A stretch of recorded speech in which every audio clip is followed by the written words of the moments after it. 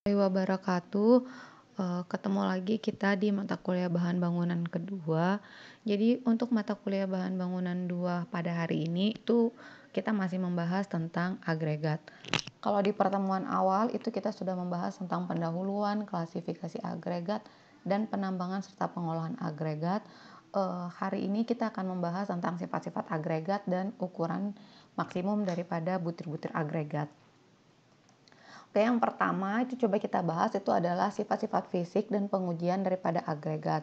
Jadi, sifat-sifat agregat yang akan mempengaruhi mutu beton itu adalah yang pertama itu adalah bentuk butiran dan keadaan daripada permukaan dari agregat kita.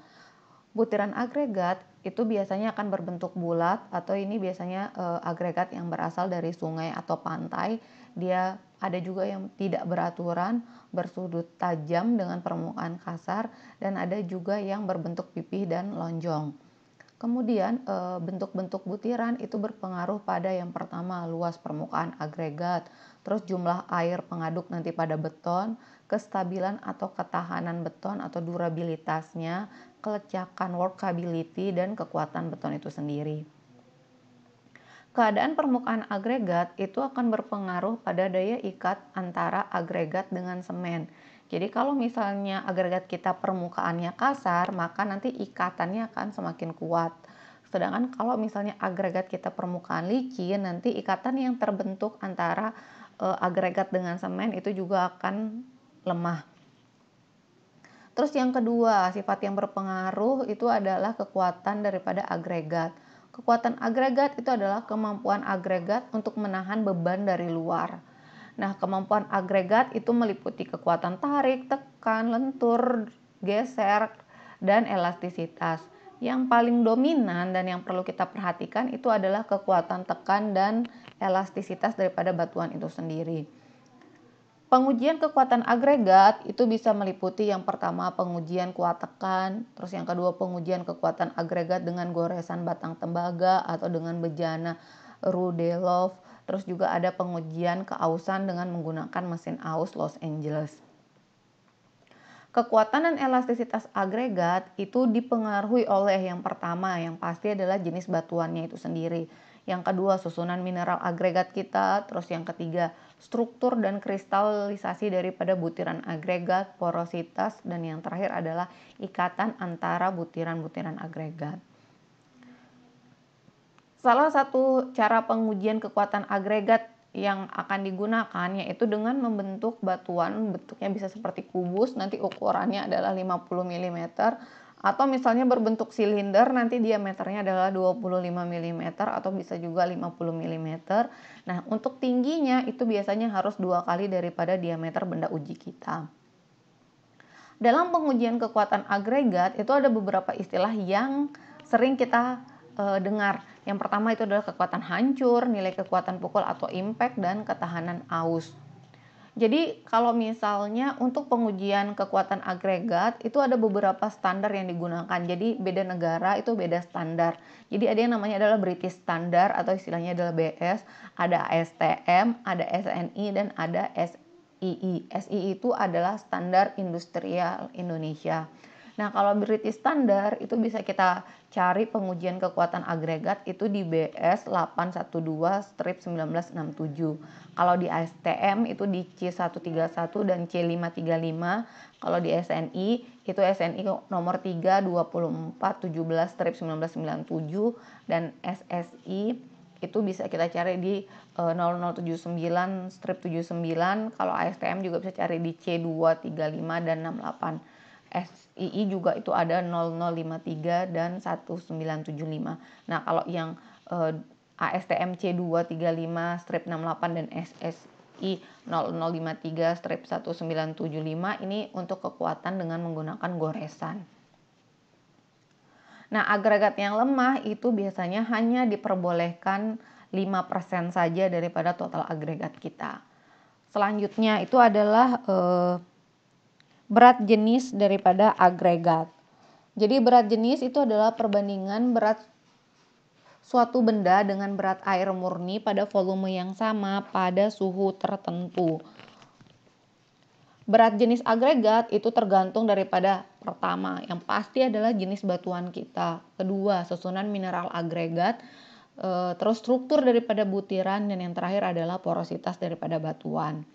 Terus ada 4 jenis berat jenis agregat. Yang pertama adalah berat jenis SSD. Berat jenis SSD itu adalah berat jenis Saturated Surface Dry, yaitu berat jenis agregat dalam kondisi jenuh kering permukaan.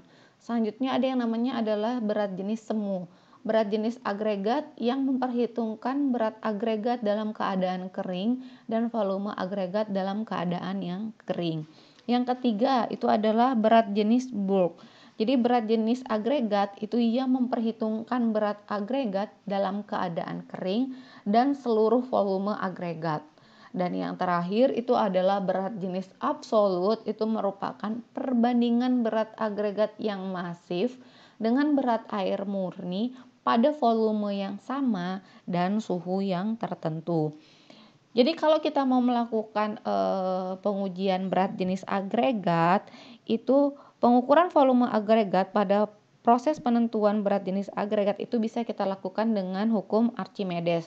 Jadi kalau ingat dulu waktu sekolah SMA ada hukum Archimedes. Hukum Archimedes yaitu apa? Berat benda uji di dalam air itu akan berkurang sebanyak zat air yang kita pindahkan. Terus bobot isi atau bulk density itu adalah perbandingan antara berat suatu benda dengan volume benda tertentu. Terus bobot isi itu ada dua, yaitu bobot isi padat dengan bobot isi gembur. Selanjutnya bobot isi agregat pada beton itu berguna untuk klasifikasi perhitungan perencanaan campuran beton. Nah, selain itu yang kelima ada namanya adalah porositas, kadar air dan daya serap air. Porositas sendiri apa? Porositas adalah jumlah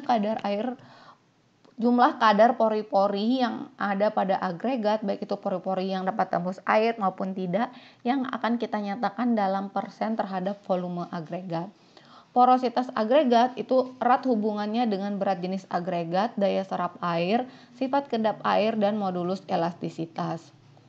Terus kadar air agregat itu adalah banyaknya air yang terkandung di dalam agregat. Jadi ada 4 jenis kadar air di dalam agregat. Jenis yang pertama, kadar air kering tungku, yaitu agregat yang benar-benar kering tanpa air. Jadi kalau kita katakan suatu gambar agregat, dia solid, hanya agregat saja, tidak ada airnya, seperti contoh gambar di berikut. Terus yang kedua, kadar air kering udara, yaitu di mana kondisi agregat yang permukaannya kering tetapi mengandung sedikit air di dalam porinya sehingga masih dapat menyerap air lagi. Nah, contohnya adalah kalau misalnya seperti gambar berikut sketsanya. Jadi di luarnya kering tapi di dalamnya masih ada kandungan airnya. Yang ketiga yaitu adalah jenuh kering permukaan atau saturated surface dry, di mana agregat yang pada permukaannya itu tidak terdapat air, tetapi di dalam butirannya sudah jenuh air. Nah, pada kondisi ini itu air yang terdapat di dalam agregat tidak akan menambah atau mengurangi lagi jumlah air yang terdapat pada adukan beton kita. Dan yang terakhir, yang keempat, itu adalah pada kondisi basah, yaitu kondisi di mana di dalam butiran maupun di permukaan agregat itu mengandung air sehingga akan menyebabkan penambahan jumlah air pada adukan beton kita. Terus selanjutnya daya serap air. Daya serap air itu apa? Daya serap air adalah kemampuan agregat dalam menyerap air sampai dalam keadaan jenuh. Daya serap air agregat itu merupakan jumlah air yang terdapat dalam agregat yang kita hitung dari keadaan kering oven sampai dengan keadaan jenuh dan kita nyatakan dalam persen. Daya serap air itu akan berhubungan dengan pengontrolan kualitas beton dan jumlah air yang kita butuhkan pada beton kita. Selanjutnya yang keenam yaitu adalah sifat kekal agregat. Sifat kekal agregat itu adalah kemampuan agregat untuk menahan terjadinya perubahan volume yang berlebihan akibat adanya perubahan kondisi fisik.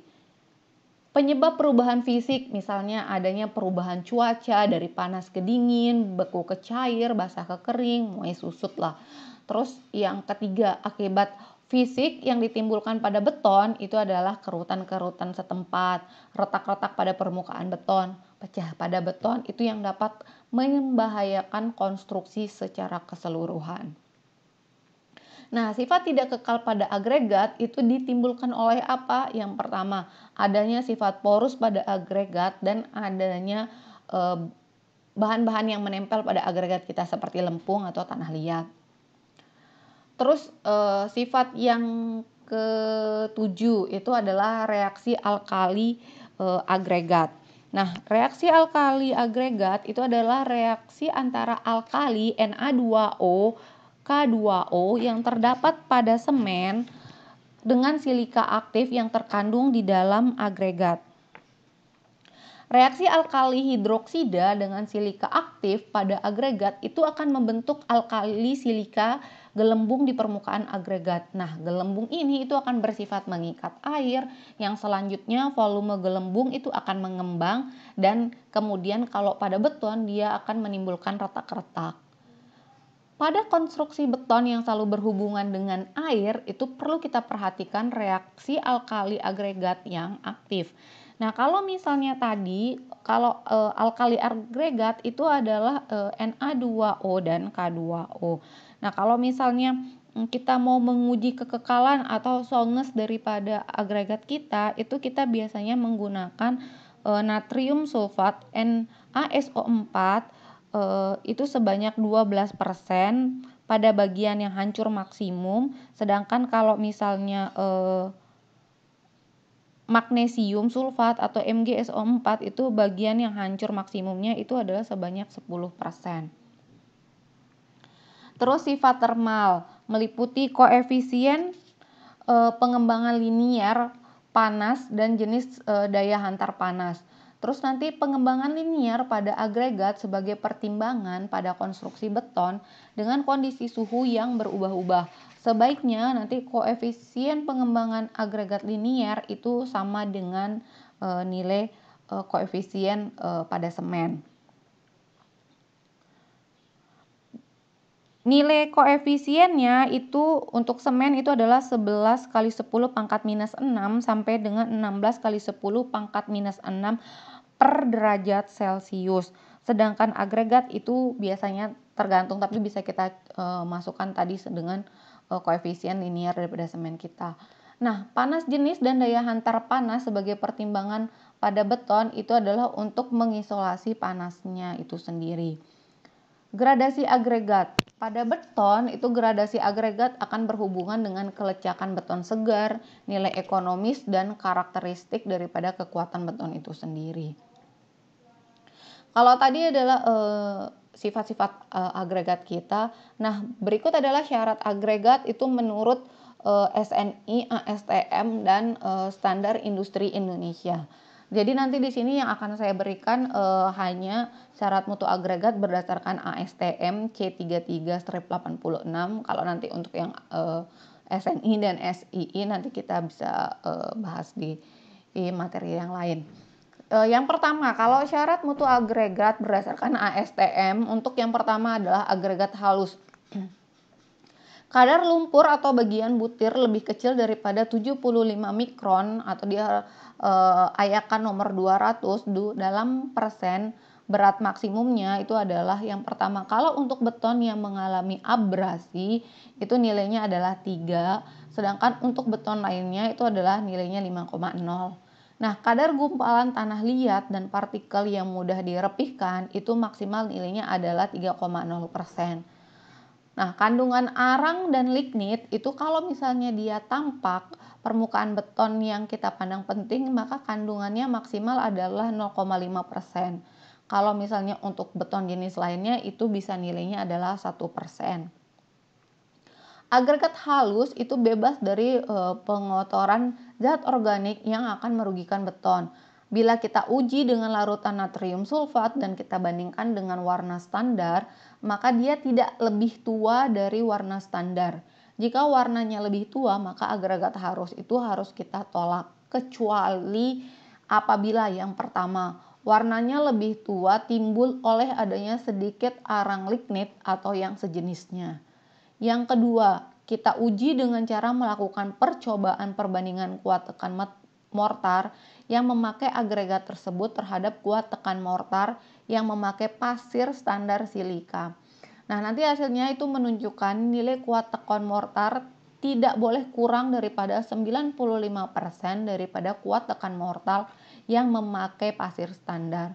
Nah, uji kuat tekan mortar itu dilakukan dengan standar ASTM C87.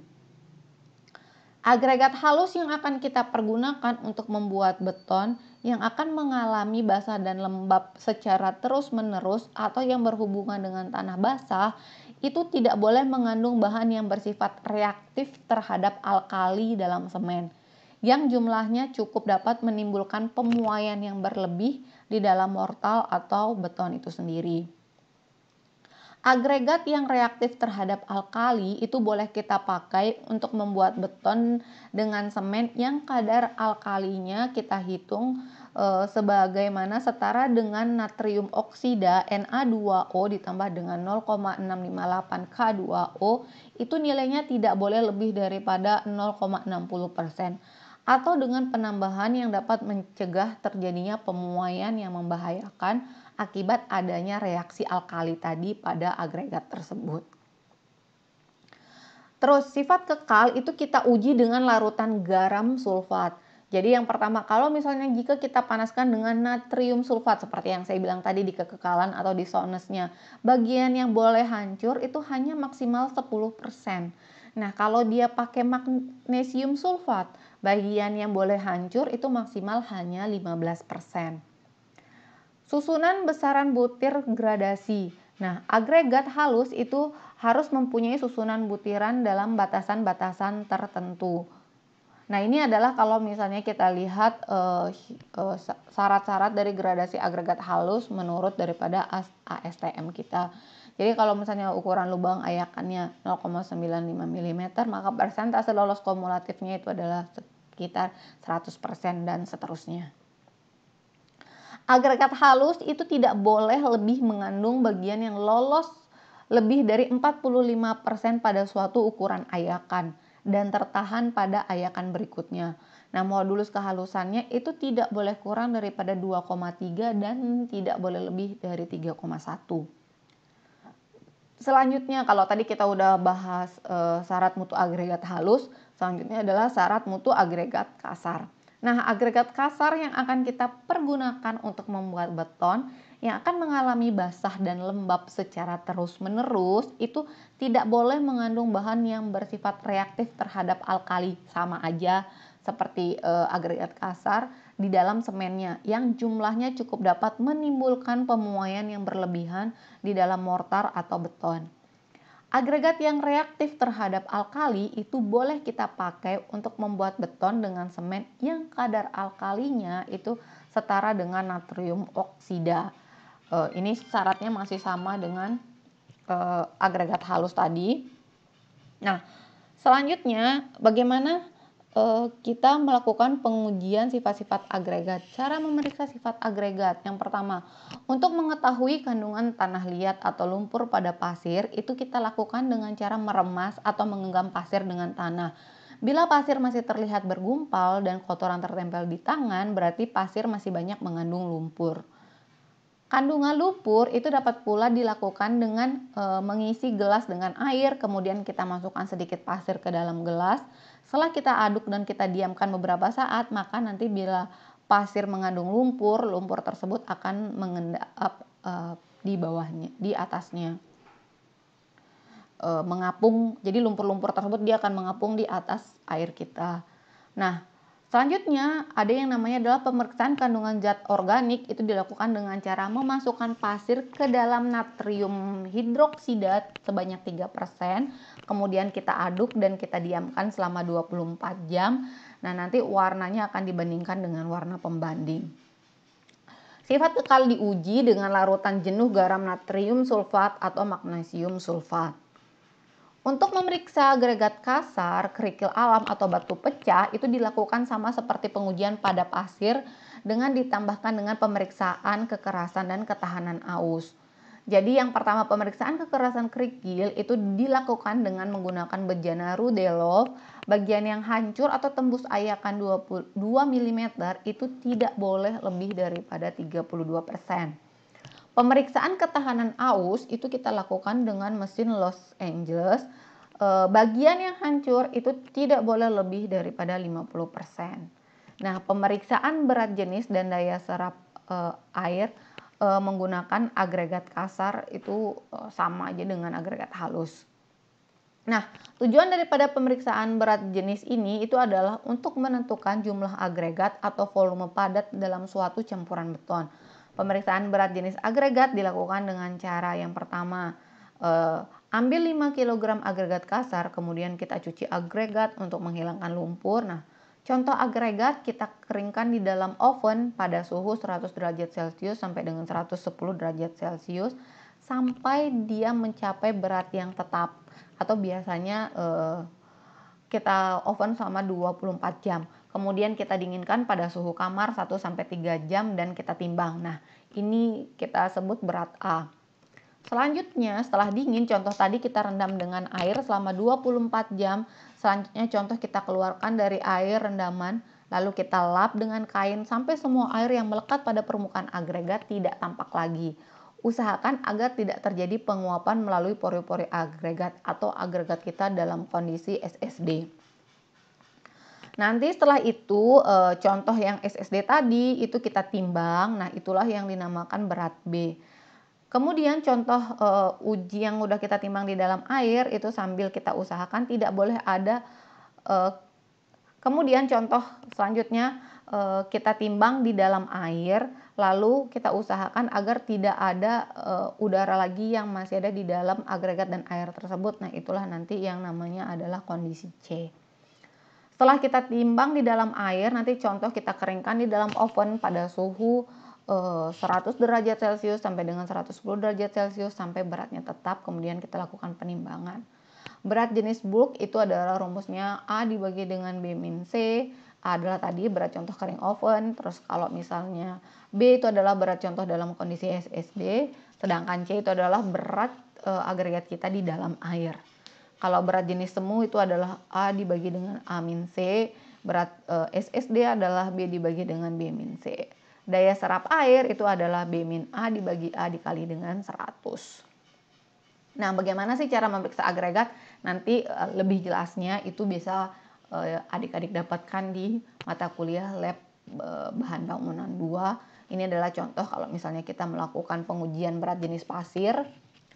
Kemudian ini adalah pengujian berat jenis kerikil, pengujian daya serap air agregat, ini pengujian gradasi agregat menggunakan analisis saringan, kemudian ini pengujian kekerasan soundness dengan menggunakan Los Angeles, dan yang terakhir itu adalah pengujian organik impurtis pasir. Selanjutnya, apa aja sih bahan-bahan yang merugikan agregat? Nah, bahan-bahan yang merugikan agregat itu adalah bahan-bahan yang mengandung proses pengikatan dan pengerasan beton. Dia akan mengurangi kekuatan serta berat isi beton, akan menyebabkan terkelupasnya beton dan mempengaruhi ketahanan beton terhadap karat. Bahan-bahan padat yang menetap seperti lempung, lumpur, dan abu itu akan mengalami kecenderungan penggunaan air yang banyak dalam campuran beton, di mana hal ini itu akan mempengaruhi mutu beton sehingga mutu beton akan semakin rendah dan menghalangi pengikatan antara semen dengan agregat. Bahan organik dan humus seperti daun-daun yang membusuk, humus, asam untuk menyamak, dan lain-lain itu akan mengganggu proses hidrasi pada beton. Kalau garam seperti klorida, sulfat, karbonat, dan fosfat itu dia akan bereaksi secara kimia sehingga dia akan memperlambat atau merubah proses pengikatan semen. Terus dia juga akan menyebabkan menurunan kekuatan bahkan menghancurkan beton itu sendiri. Nah, kalau misalnya kandungan kloridanya lebih dari 2%, maka dia prosesnya tadi secara kimia dia akan lebih menyerap air ke dalam udara sehingga dia akan menimbulkan noda-noda putih pada permukaan beton itu sendiri. Nah, selain itu ada juga jenis garam yang akan menyebabkan karat pada tulangan beton dan nanti dia akan menyebabkan retak-retak pada beton dan menyebabkan terurainya beton itu sendiri. Nah, serangan karat oleh klorida itu akan berlangsung secara terus-menerus dan tidak dapat kita cegah. Agregat yang reaktif terhadap alkali yaitu agregat yang mengandung silika reaktif. Nah, biasanya itu dia terdapat pada batuan ces, batu kapur, dan berbagai jenis batuan beku lainnya. Jenis agregat ini itu dapat beraksi dengan alkali yang ada di dalam semen dan akan membentuk gel silika. Agregat itu akan mengembang, kemudian dia membekak dan akan menyebabkan timbulnya retak serta penguraian pada beton.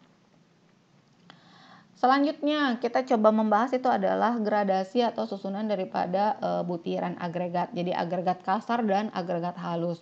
Seperti yang sudah dibilang tadi, gradasi agregat itu adalah distribusi ukuran butiran daripada agregat, baik itu agregat kasar maupun agregat halus. Nah, agregat yang mempunyai ukuran sama itu akan menghasilkan volume pori antar butiran menjadi besar. Sebaliknya, agregat yang mempunyai ukuran bervariasi, dia akan mempunyai volume pori yang kecil, di mana butiran kecil akan mengisi pori-pori di antara butiran besar, sehingga pori-porinya akan menjadi lebih mampat. Nah, pada beton dibutuhkan agregat yang mempunyai kemampatan tinggi, sehingga volume porinya juga akan kecil. Maka kita butuhkan bahan ikat. Nah, bahan ikat itu akan mengisi pori-pori di antara butir-butir agregat tadi. Gradasi agregat itu akan mempengaruhi sifat-sifat beton, baik beton segar maupun beton kaku. Beton segar itu apa? Beton segar itu gradasi agregat akan mempengaruhi kelecakan atau workability, jumlah air pencampur, sifat kohesif, jumlah semen yang diperlukan, segregasi, dan blending. Sedangkan pada beton kaku atau beton keras, itu dia akan mempengaruhi kekuatan beton dan keawetan atau durabilitas daripada betonnya. Untuk mengetahui gradasi agregat itu dilakukan dengan cara satu set ayakan, di mana ayakannya itu kita susun dari ayakan yang paling besar sampai ayakan paling kecil, yang terakhir itu adalah pen. Nah, ini adalah ukuran bukaan atau ukuran saringan daripada ayakan yang akan kita gunakan untuk gradasi butiran. Nah, ayakan standar yang biasa kita gunakan untuk agregat beton itu adalah standar ASTM, British Standard, dan ISO. Perbandingan ukuran ayakan pada ketiga standar tersebut bisa dilihat pada tabel berikut. Jadi ukuran-ukuran dari ayakannya biasanya nilainya tidak terlalu berbeda antara ASTM, British Standard, sama ISO. Nah, selanjutnya ada yang namanya adalah parameter-parameter agregat yang harus kita perhatikan. Yang pertama adalah berat satuan dan kepadatan. Berat satuan itu adalah berat agregat dalam satu satuan volume bejana. Rumusnya adalah berat satuan adalah WB dibagi dengan VT.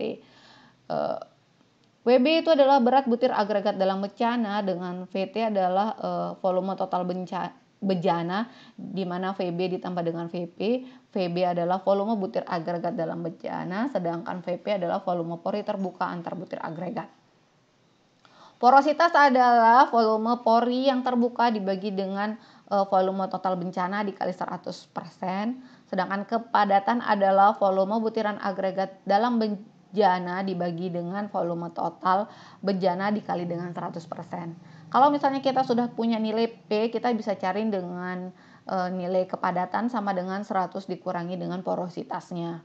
Nah, karakteristik agregat normal itu harus mempunyai yang pertama porositas nilainya 35% sampai dengan 40%, kemampatan 60 sampai dengan 65, berat jenis 2,5 sampai 2,7, dan berat satuan adalah 1,5 sampai dengan 1,8. Ukuran agregat.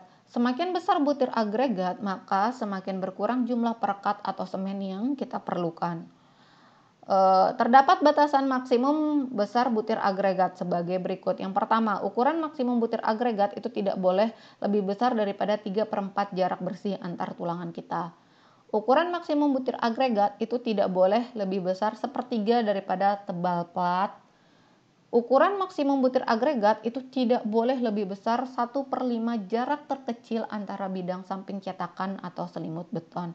Sehingga ukuran maksimum butir agregat untuk beton bertulang umumnya adalah 10 mm, 20 mm, atau 40 mm. Untuk beton massa, volume pekerjaan beton yang besar dan tidak digunakan bejana tulangan seperti yang pertama pekerjaan fondasi sumuran, bendungan, pilar jembatan, sama DPT. Ukuran maksimumnya itu bisa kita gunakan 75 mm sampai dengan 150 mm. Nah, ini adalah gradasi agregat tadi. Jadi kalau kita misalnya susun dari ukuran ayakan 40 sampai 4,8 itu kita sebut agregat kasar, 2,4 sampai dengan 0,15 itu kita sebut dengan agregat halus. Nah, ini adalah beberapa susunan butir agregat halus berdasarkan ayakan, berdasarkan SNI, ASTM. Terus ini dia bisa dilihat pembagian gradasi lolos saringan ayakannya berdasarkan SNI dibagi menjadi pasir kasar, pasir halus, jadi gradasi nomor 1, nomor 2, nomor 3, nomor 4 dan selanjutnya. Nah, selanjutnya ini juga ukuran batas maksimumnya. Kalau misalnya 40 mm itu dibagi jadi kelas 1, 2, 3, 4. Terus sama juga untuk 20 mm sama 10 mm. Nah, ini adalah contoh daripada kalau misalnya kita menggambarkan distribusi daripada ukuran daripada agregat kita tadi. Jadi kalau misalnya kita gambar, itu nanti kita gambarkan dalam grafik logaritma. Gambarnya seperti ini. Sekian mungkin materi kita hari ini. Sampai ketemu lagi di materi selanjutnya. Kalau ada kurang, saya mohon maaf. Wabillahi taufiq wal hidayah. Assalamualaikum warahmatullahi wabarakatuh. Selamat pagi semuanya. Selamat belajar.